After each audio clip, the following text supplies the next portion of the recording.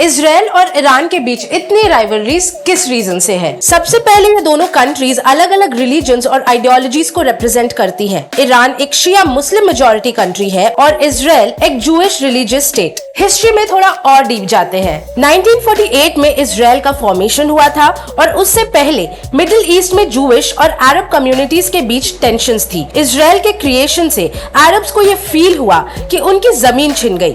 ये पैलेस्टीन के रीजन में हुआ जो हिस्टोरिकली मुस्लिम मेजॉरिटी था। अब आते हैं 1979 की तरफ। ईरान में इस्लामिक रेवोल्यूशन हुई थी जहां शाह पहलवी को ओवरथ्रो करके आयतुल्ला खोमेनी ने पावर ले ली। शाह काफी प्रो वेस्ट और प्रो इजराइल थे और उनके जाने के बाद ईरान ने इजराइल को अपना दुश्मन डिक्लेयर कर दिया। खोमेनी के लीडरशिप में ईरान ने इजराइल को इलेजिटिमेट और ऑप्रेसिव स्टेट माना और इजराइल के अगेंस्ट अपनी फॉरेन पॉलिसी रखनी शुरू की। इसके बाद ईरान ने मिडिल ईस्ट में अपने अलाइज बनाए जैसे हमास और हिजबुल्लाह जो इजराइल के खिलाफ लड़ते हैं। एक और मेजर इशू है ईरान का न्यूक्लियर प्रोग्राम। इजराइल को डर है कि अगर ईरान न्यूक्लियर वेपन्स बना लेता है तो उनकी सिक्योरिटी को सीरियस थ्रेट हो सकता है, जबकि इजराइल खुद न्यूक्लियर पावर स्टेट है। इस कॉन्फ्लिक्ट का एक और लेयर है पॉलिटिकल पावर स्ट्रगल।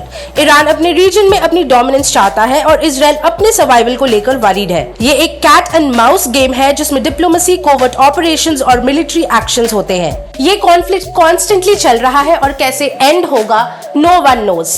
बट एक बात है, पूरी दुनिया इससे इक्वली अफेक्ट हो रही है।